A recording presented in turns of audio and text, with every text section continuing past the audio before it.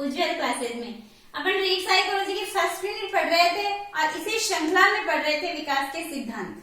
और विकास के सिद्धांत में आज जो सिद्धांत है जीन पियाजे का, क्योंकि जीन पियाजे जो है वो is very very very important, क्योंकि इसमें से क्वेश्चन आए ऐसा तो हो ही नहीं सकता। तो जीन पियाजे का सिद्धांत पढ़ने से पहले अपन थोड़ी इसके बारे में, जीन पियाजे के बारे में थोड़ी बेसिक चर्चा कर लेते हैं। और यदि अंत तक देखने के बाद में यदि वीडियो अच्छा लगे तो लाइक करना, अच्छा नहीं लगे तो डिसलाइक, तो यदि चैनल पे नए हो तो सब्सक्राइब भी कर लेना। तो चलिए स्टार्ट करते हैं। जीन पियाजे जिसका विकास का सिद्धांत दिया है कौन सा? संज्ञानात्मक विकास सिद्धांत। ये संज्ञान की बात करते हैं। ये डेवलपमेंट में मैन किसको मानते हैं? संज्ञान में, जिसका इंग्लिश नेम है कॉग्निटिव डेवलपमेंट थ्योरी। इसके बारे में बहुत सारी चर्चा करेंगे। जीन पियाजे सबसे पहले देखते हैं कौन थे, कहाँ के रहने वाले थे, क्या इन्होंने किया, क्या इसका योगदान रहा, और इनका योगदान तो अपन एंडिंग में देखेंगे। पहले थोड़ा सा इसके बारे में देखिए कौन थे जीव शास्त्री थे। बहुत लंबी जिंदगी इन्होंने जी थी। कितनी? 1896 से 1980। वैसे ज्यादा लंबी नहीं है, बट साइंटिस्ट या फिर साइकोलॉजिस्ट है उनके लिए लंबी है। और ये कहाँ के थे? स्विट्जरलैंड के रहने वाले थे। और इन्होंने विकासात्मक सिद्धांत दिया था और इन्होंने बहुत अच्छा कार्य किया था। और संज्ञानात्मक पक्ष का क्रमबद्ध और वैज्ञानिक विवरण प्रस्तुत करने वाले वैज्ञानिक भी कौन थे? जीन पियाजे ही थे। तो विकासात्मक सिद्धांत देने की वजह से इसको कौन से विकासात्मक मनोविज्ञान का जनक भी कहा जाता है? किसको? जीन पियाजे को विकासात्मक मनोविज्ञान का जनक कौन है? जीन पियाजे। और संज्ञान, सबसे पहले देखिए इस बात की, इस वर्ड की चर्चा करते हैं। संज्ञान, संज्ञान क्या है? संज्ञान एक ज्ञान ही है। देखिए साइकोलॉजी में क्या है कि जो शब्द है उन पे फोकस करना है। शब्द को उलट फेर के करके कुछ भी लिख दिया जा सकता है, जैसे प्रेरणा, अभिप्रेरणा, दोनों एक ही है, लेकिन उसको ज्ञान, संज्ञान, वृद्धि, अभिवृद्धि, इस तरीके से कई वर्ड है। संज्ञान क्या है? ज्ञानी, ज्ञान को क्या करते हैं? संज्ञान है।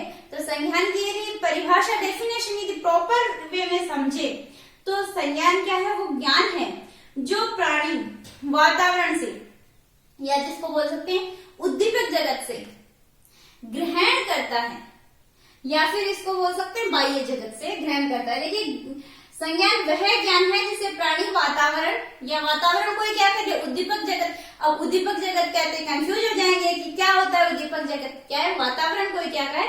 उद्दीपक जगत, या फिर बाह्य जगत के माध्यम से ग्रहण करता है। तो अपन जो सीख रहे हैं वही क्या है? संज्ञान है। संज्ञान में कौन कौन सी क्रियाएं शामिल है? जो मानसिक क्रियाएं हैं वो सारी किसमें शामिल है? संज्ञान में शामिल है। तो संज्ञान में कौन कौन सी क्रियाएं शामिल है? जैसे अवधान, यानी ध्यान केंद्रित करना, किसमें है? संज्ञान में। स्मरण, याद करना भी, अधिगम, सीखना भी संज्ञान में। कल्पना करना, चिंतन करना, निरीक्षण करना, वर्गीकरण करना, समस्या का समाधान करना, संप्रत्ययीकरण करना, प्रत्यक्षण करना, ये सारी क्या है? संज्ञान के अंतर्गत आती है। इनमें से क्वेश्चन पूछ लिया जाता है कि कौन सी क्रिया संज्ञान में नहीं है, संज्ञानात्मक पक्ष की नहीं है। तो याद ध्यान में रखना, अवधान, स्मरण, अधिगम, कल्पना, चिंतन, निरीक्षण, वर्गीकरण, समस्या समाधान, संप्रत्ययीकरण और प्रत्यक्षण करना।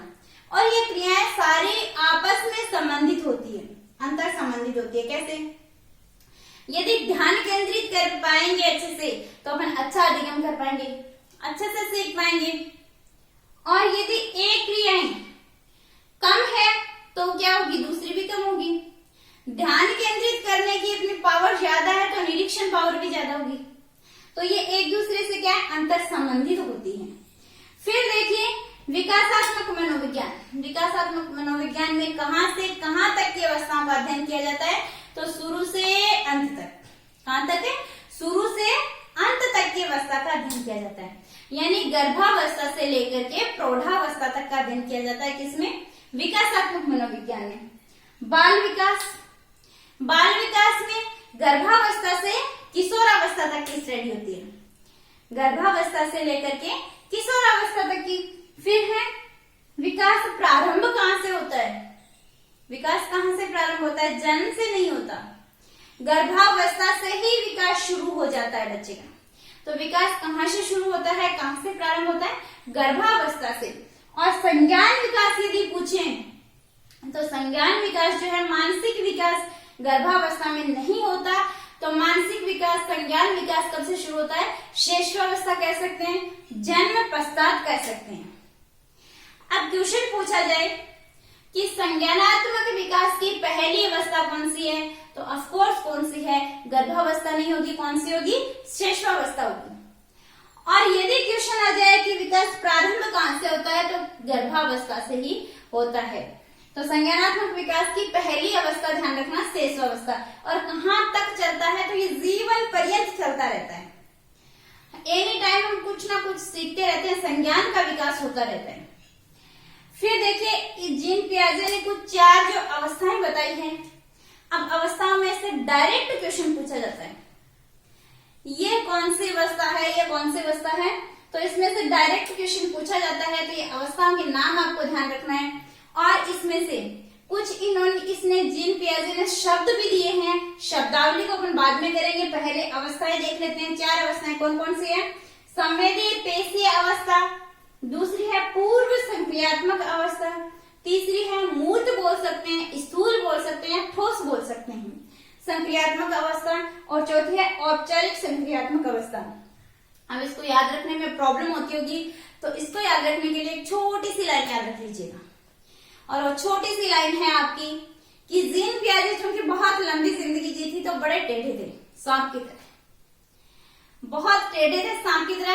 हालांकि जीन पियाजे बहुत अच्छे व्यक्ति हैं, आदर्श है हमारे लिए, लेकिन हम ट्रिक बनाने के लिए ऐसी ट्रिक यूज कर रहे हैं कि पियाजे को सांप की माँ ने मारा, पियाजे को सांप की माँ ने मारा, सांप ने नहीं मारा, सांप की माँ ने मारा। तो क्या कैसे याद रखेंगे, देखिए प्याजे को सांप की माँ ने, तो प्याजे से तो किसकी है, प्याजे का दिया हुआ है। और सांप तो से याद रखना यहाँ पे संवेदी पेशीय अवस्था, से संवेदी पेशीय अवस्था। फिर है पैर, तो पैर से पूर्व संक्रियात्मक अवस्था। फिर है माँ, तो माँ में मैं से याद रखना मूर्त संक्रियात्मक अवस्था। और ओ से याद रखना औपचारिक संक्रियात्मक अवस्था।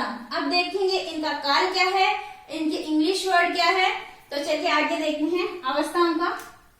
अवस्था जो है वो है अपनी संवेदी पेशीय अवस्था, संवेदी पेशीय अवस्था, जिसको बोल सकते हैं इंद्रिय जनित अवस्था भी बोल सकते हैं। इंग्लिश नेम जो है वो ध्यान रखना, क्योंकि हिंदी का नाम कहीं से भी कोई भी उठ किया जाता है। तो इंग्लिश नेम है sensory motor stage, sensory motor stage. और वैसे सांप की माँ तो सही में भी सही आ रहा है सबसे पहले, तो सेंसरी मोटर स्टेज। और इसका काल कितना है, 0 से 2 वर्ष का इसका काल है। इंद्रिय गामक जनित अवस्था क्यों कहा गया है, क्योंकि बच्चा जो है वो इस अवस्था में 0 से 2 वर्ष का बच्चा अपने ज्ञानेंद्रियों द्वारा, अपने इंद्रियों द्वारा ज्ञान को ग्रहण करता है। कैसे, ज्ञानेंद्रियां कितनी होती है, 5, या तो सुनकर, देखकर, गंध के द्वारा, स्पर्श के द्वारा, या फिर स्वाद के द्वारा। तो ये 5 ज्ञानेंद्रियां हैं, उन्हीं के द्वारा वो ज्ञान ग्रहण करता है। इसीलिए ज्ञानेंद्रियां जो है वो बच्चे का सीखने का द्वार मानी गई है। क्या मानी गई है, सीखने का द्वार मानी गई है। और इसमें इस अवस्था में ज्ञानेंद्रियां सीखने की द्वार मानी जाती है, इसलिए इंद्रिय द्वारा सीखने की अवस्था इसको कहा जाता है। बच्चा देखकर, सुनकर, स्पर्श करके, गंध या स्वाद के द्वारा ज्ञान ग्रहण करता है। और शिशु इस अवस्था में छोटे छोटे शब्द बोलने लगता है, और पहला सार्थक शब्द कब बोलता है, लगभग 12 माह की उम्र में। यहाँ पे यदि 10 माह की उम्र में आ जाए तो भी करेक्ट करना है, 12 माह की उम्र में आ जाए तो भी करेक्ट करना है। यानी इस उम्र में बच्चा क्या है, सार्थक, पहला सार्थक शब्द बोलता है। वस्तु स्थायित्व का अभाव, यस, इस उम्र में वस्तु स्थायित्व का अभाव पाया जाता है। अब इसमें कंफ्यूज होते हैं कई कि वस्तु स्थायित्व का अभाव पाया जाता है या फिर नहीं पाया जाता। तो इसमें अभाव पाया जाता है, वस्तु स्थायित्व नहीं पाया जाता। होता क्या है वस्तु स्थायित्व, छोटा सा बच्चा है, 2 साल का बच्चा है, 2 साल नहीं, ऐसे मान लीजिए 14 महीने या 18 महीने का बच्चा है। अब उसको क्या करेंगे कि कोई चीज है, हमें पता है ये तोड़ देगा या खराब कर देगा, तो उसकी माँ क्या करती है कि बच्चे से वो चीज लेके और छुपा देती है और कहती है बेटा चिड़िया ले गई, बेटा बिल्ली ले गई। अब बच्चा सोचता है सच्चे में चिड़िया ले गई या बिल्ली ले गई, तो वो उसे नहीं पता कि वो चीज रियल में उसका स्थायित्व यानी है, वो सोचता है कि बिल्ली ले गई। तो और फिर थोड़ा बड़ा हो जाता है, जब लगभग 2 साल का हो जाता है, उस टाइम पे बच्चे को बुद्ध नहीं बना सकते, क्योंकि पहले आप बुद्धू बना रहे थे कि हाँ चिड़िया ले गई, बिल्ली ले गई, तो बच्चा मान लेता है कि हाँ ले गई। लेकिन बाद में क्या होता है, बच्चा खेल रहा है और आपने क्या किया, जैसे गाड़ी की चाबी से खेल रहा है, अब हमें पता है कि चाबी कहीं गिरा देगा, खो जाएगी, तो क्या करते हैं कि चाबी को लिया और पिल्लों के नीचे छुपा दिया और कहा कि बेटा बिल्ली ले गई। हुआ क्या, बच्चे को पता चल गया कि रियल में बिल्ली नहीं ले गई, वो कहाँ है, पिल्लों के नीचे है। और बच्चा जाता है ठुमक ठुमक के चल के और जाके चुपके से निकाल लेता है। यानी बच्चे को पता है कि वस्तु का स्थायित्व है, यानी स्थायित्व क्या, वस्तु स्थायित्व क्या है कि छुपी हुई चीजों को खोज निकालना। तो बच्चे को पता है कि यहीं पे ही है वस्तु, तो ये वस्तु स्थायित्व का अभाव पाया जाता है, यानी वस्तु का स्थायित्व है या नहीं ये चीज नहीं पता होती इस अवस्था में, लेकिन अंत में जाकर के ये भाव जागृत हो जाता है। 18 महीने के बाद में बच्चा जो है वस्तु को खोज निकालने की प्रवृत्ति पाई जाती है। तो वस्तु स्थायित्व का भाव जागृत किस अवस्था में होता है, इसी अवस्था में होता है, संवेदी पेशीय अवस्था में। वस्तु स्थायित्व का अभाव पाया जाता है कौन सी अवस्था में, संवेदी पेशीय अवस्था में। तो अभाव पूछे, वस्तु स्थायित्व का अभाव पूछे तो भी कौन सी अवस्था है, संवेदी पेशीय अवस्था। कौन सी अवस्था में वस्तु स्थायित्व का भाव जागृत हो जाता है, तो इस अवस्था के अंत में वस्तु स्थायित्व का भाव जागृत हो जाता है। और खोजी प्रवृत्ति, क्योंकि बच्चा जो है हर चीज को खोज निकालता है, ढूंढ लेता है, तो इस अवस्था को कौन से कहा गया है, खोजी प्रवृत्ति इसको कहा गया है। चलिए अब देखते हैं अपन नेक्स्ट स्टेज। फर्स्ट अपन अवस्था देख चुके हैं, सेकंड अवस्था है पूर्व संक्रियात्मक अवस्था, या जिसको क्या बोल सकते हैं इंग्लिश में प्री ऑपरेशनल स्टेज, और जिसका काल है 2 से 7 वर्ष। पहली थी 0 से 2, अगली 2 से 7 वर्ष तक की। और इस 2 से 7 वर्ष के काल को अपन 2 भागों में डिवाइड कर सकते हैं, 2 से 4 और 4 से 7। और ऑप्शन बाद में यह पूरा होने के बाद में आपको बताऊंगा क्वेश्चन किस टाइप से इसमें करना है। तो 2 से 4 वर्ष की जो है इसको कहा गया है प्राक संप्रत्यात्मक अवधि या फिर प्री कॉन्सेप्चुअल स्टेज, और 4 से 7 है इसको कहा गया है अंतरदर्शी अवधि। तो सबसे पहले पढ़ते हैं अपन प्राक संप्रत्यात्मक अवधि, जो कि कितनी है, 2 से 4 वर्ष की उम्र में। 2 से 4 वर्ष का बच्चा क्या कर सकता है, कैसे सीखता है। 0 से 2 तक तो वो इंद्रियों के द्वारा सीखता था, ज्ञानेंद्रियों के द्वारा सीखता था, और 2 से 4 थोड़ी बड़ा हो गया है तो वो क्या करेगा, हमें देख के सीखेगा। जैसे बड़े लोग करते हैं उनका अनुकरण करता है, उनको देख कर सीखता है, जैसे वो करते हैं वैसा ही वो बच्चा करता है। तो 2 से 4 की अवस्था है कौन सी होगी, अनुकरण की अवस्था होगी। और इस अवस्था में क्या होता है, प्रतिमूर्ति निर्माण, या जिसको बोल सकते हैं प्रतिबिंब निर्माण या इमेज फॉर्मेशन। कैसे, एक छोटा सा टेडी बियर होता है और उसको बच्चा क्या समझता है कि मेरा छोटा भाई है, उसको साथ में सुलाता है, उसको खाना खिलाता है, उसका पूरा ध्यान रखता है, यानी वो उसमें किसकी इमेज देख रहा है, अपने छोटे भाई की इमेज देख रहा है। तो ये इमेज फॉर्मेशन, प्रतिमूर्ति निर्माण करता है कौन सी अवस्था में, 2 से 4 की अवस्था में। फिर है जीववाद। जीववाद किसे कहेंगे, बच्चा क्या कहता है कि माँ आज सूरज बहुत उदास है, ये सूरज जो है ये तो मेरे साथ साथ चल रहा है। यदि गाड़ी में बैठा है तो कहेगा कि ये पेड़ पौधे मेरे साथ साथ चल रहे हैं। और सबसे अच्छा एग्जाम्पल कि बच्चा यदि भाग रहा है, दौड़ रहा है, और मान लीजिए किसी चीज से वो टकरा के गिर गया, दीवार से टकरा के गिर गया वो, और वो रोएगा। और उसे रोता हुआ देखकर यदि अपन ऐसे बोल दें कि किसने मारी बेटा, वो बोलेगा दीवार ने मारी, तो दीवार के दो लगाएंगे, ले ले मारेगा इसके दीवार के, वो बच्चा चुप हो जाएगा। वो उसको क्या समझता है, सजीव समझता है। वो सोचता है दीवार के मार दी अब मैं चुप हो जाऊं, इसके भी दर्द हुआ है। तो ये क्या है, जीववाद है। तो जीववाद कौन सी अवस्था में होता है, 2 से 4 की अवस्था में। यदि ऑप्शन में हो कि जीववाद कौन सी अवस्था में पाया जाता है और ऑप्शन में हो प्राक संप्रत्यात्मक अवधि और अंतर्दर्शी अवधि, संवेदी पेशी अवस्था, औपचारिक अवस्था, तब तो आपको कौन सी करनी है, प्राक संप्रत्यात्मक अवधि। और यदि ये ना दे करके देते संवेदी पेशी अवस्था, पूर्व संक्रियात्मक अवस्था, मूर्त संक्रियात्मक अवस्था और औपचारिक संक्रियात्मक, तब आपको कौन सी करनी है, पूर्व संक्रियात्मक अवस्था। और यदि ये भी ऑप्शन में हो, ये भी हो, ये भी हो, तब भी कौन सी करनी है आपको, प्राक संप्रत्यात्मक अवधि। फिर है आत्म केंद्रित, या जिसको बोल सकते हैं स्व केंद्रित, या फिर बोल सकते हैं अहम केंद्रित, या फिर बोल सकते हैं इगोसेंट्रिज्म। इसमें क्या होता है कि बच्चा आत्म केंद्रित होता है, यानी जो उसे सही लगता है वही सही है, जो उसे ठीक लगता है वही होना चाहिए। बच्चा खुद की बातें ज्यादा मानता है। कौन सी अवस्था में, 2 से 4 की अवस्था में। यदि उसकी बातें नहीं सुने और नहीं उसके अकॉर्डिंग करें तो रोना शुरू, यानी वो क्या, अहम केंद्रित, खुद को ज्यादा महत्व देता है, खुद की बातें सुनता है, खुद की मन की वो करता है, और दूसरे भी उसके अकॉर्डिंग चले तभी उसे अच्छा लगता है। तो बच्चा अहम केंद्रित या आत्म केंद्रित या अहमवादी, स्व केंद्रित, कुछ भी बोल सकते हैं, लेकिन इंग्लिश में बोलेंगे इगोसेंट्रिज्म होता है। कौन सी अवस्था में, 2 से 4। अब दूसरी अवधि है अंतर्दर्शी अवधि, जिसका काल है 4 से 7 वर्ष तक का। इस अवस्था में बच्चे खूब प्रश्न पूछता है, ये कैसे हुआ, ये क्यों हुआ, ये कब हुआ, मतलब बहुत सारे ढेरों उसके प्रश्न होते हैं। इसलिए इस अवधि को क्या कहा गया है, प्रश्न पूछने की अवधि। इस अवस्था में तो बच्चा अपने मन से करता है, लेकिन इस अवस्था में उसे कुछ भी कहो पूछेगा कि ये कैसे हुआ, ये क्यों हुआ, तो ये क्या, कौन से होगी, प्रश्न पूछने की अवस्था कहलाएगी। इस अवस्था में बच्चा अक्षर लिखना सीख जाता है 4 से 7 वर्ष, क्योंकि 6 वर्ष का जो शिशु होता है, बच्चा होता है, वो विद्यालय जाना शुरू कर देता है।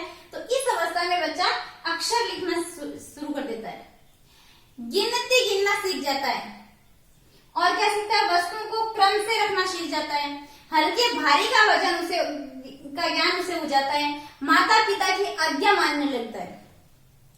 4 से 7 वर्ष का बच्चा उसको कहना मानेगा, यहाँ पे वो कहना नहीं मानेगा, लेकिन यहाँ पे वो कहना मानेगा, आज्ञा मानना शुरू कर देता है। घर के छोटे मोटे काम वो शुरू कर देता है करना, और जोड़ बाकी सीख जाता है, और गुणा भाग जो है उसका भी थोड़ी बहुत उसको समझ हो जाती है, उसका सहज ज्ञान उसे हो जाता है। विद्यालय जाना शुरू कर दिया तो लगभग ये चीजें तो उसको आने लग जाएगी। फिर है अतार्किक चिंतन। इस अवस्था में बच्चे में अतार्किक चिंतन पाया जाता है, वो तर्क वितर्क करना नहीं जानता, सही गलत में उसे समझ नहीं होती। तो कौन सा चिंतन, अतार्किक चिंतन इस अवस्था में पाया जाता है।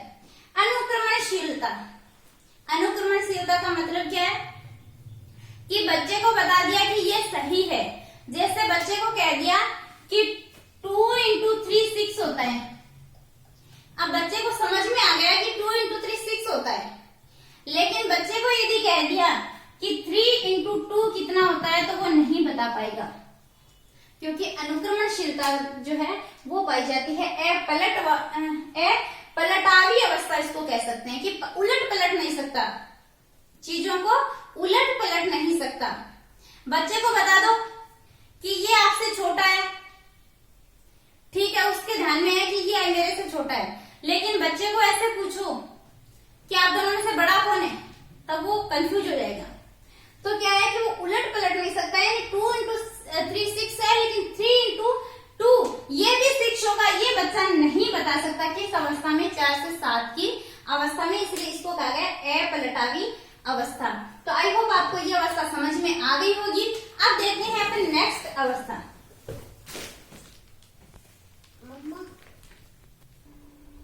और नेक्स्ट है अपनी तीसरी स्टेज, मूर्त या स्थूल या फिर बोल सकते हैं ठोस संक्रियात्मक अवस्था, और इंग्लिश नेम इसका बोले तो कॉन्क्रीट ऑपरेशन स्टेज।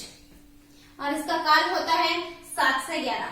तो आपको ध्यान रखना है 0 से 2, 2 से 4 और 4 से 7 और 7 से 11 या फिर 2 से 7 भी इसको बोल सकते हैं। देखिए इस अवस्था में क्या होता है, उत्क्रमणशीलता पाई जाती है, यानी बच्चा उलट पलट सकता है।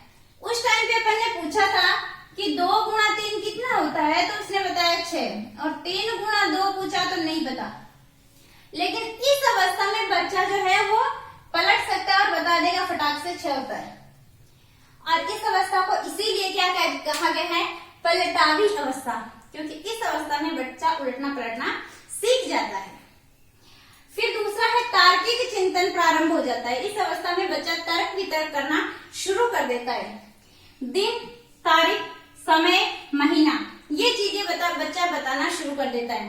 यानी कैलेंडर और वॉच दोनों का यूज कब सीख जाता है, 7 से 11 वर्ष की उम्र में। हालांकि आजकल बच्चे जल्दी सीख जाते हैं, लेकिन वैज्ञानिक तरीके से यदि देखें, उनके अनुसार देखें तो कौन सी अवस्था में 7 से 11 वर्ष की उम्र में बच्चा दिन, तारीख, समय, महीना यानी कैलेंडर और वॉच दोनों का यूज सीख जाता है। फिर नेक्स्ट है अपनी चौथी अवस्था, औपचारिक संक्रियात्मक अवस्था, या जिसको बोल सकते हैं फॉर्मल ऑपरेशन स्टेज, और ये आती है 11 वर्ष के बाद में। और इस अवस्था में बच्चा जो है वो उसका चिंतन हो जाता है तार्किक चिंतन।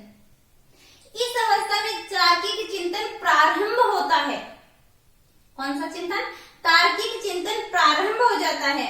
और तार्किक चिंतन की अवस्था पूछे तो कौन सी है, औपचारिक संक्रियात्मक अवस्था। किस अवस्था में प्रारंभ होता है, तो 7 से 11 वर्ष की अवस्था में। और अमूर्त चिंतन पाया जाता है। यस, इस अवस्था में बच्चे में अमूर्त चिंतन पाया जाता है, यानी जो चीज सामने नहीं है उसके बारे में भी वो चिंतन कर सकता है। मूर्त चिंतन, जब वस्तु सामने है तभी अपन चिंतन कर सकते हैं, वो मूर्त है। और यदि वस्तु सामने नहीं है फिर भी चिंतन कर सकते हैं, तो वो कौन सा है, अमूर्त चिंतन। मानसिक क्रियाओं का पूर्ण विकास, इस अवस्था में 11 वर्ष के बाद में मानसिक क्रियाएं जो है उनका पूर्णतः विकास हो जाता है।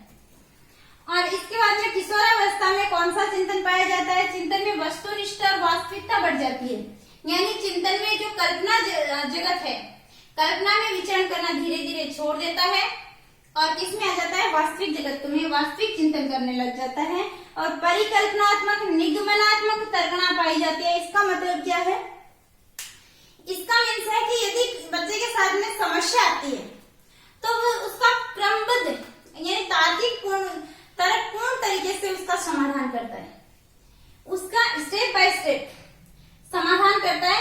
यानी बच्चा जो है समाधान करके एक सूत्र पे पहुंच जाता है, यानी बच्चा सॉल्यूशन निकाल लेता है। कैसे, तर्कपूर्ण तरीके से। तो यही है परिकल्पनात्मक निगमनात्मक तर्कना। तो ये था जीन पियाजे का सिद्धांत। पर सिद्धांत अभी पूरा नहीं हुआ है, लेकिन इस वीडियो में अपन ये 4 अवस्थाएं देखेंगे और नेक्स्ट वीडियो में देखेंगे अपन कि जीन पियाजे ने कुछ शब्दावली का यूज किया है उनके बारे में। थैंक यू फ्रेंड्स, यदि वीडियो अच्छा लगा हो तो कमेंट करना, लाइक करना, शेयर करना, और मिलते हैं नेक्स्ट वीडियो में। चैनल पे नए हो तो सब्सक्राइब कर लेना।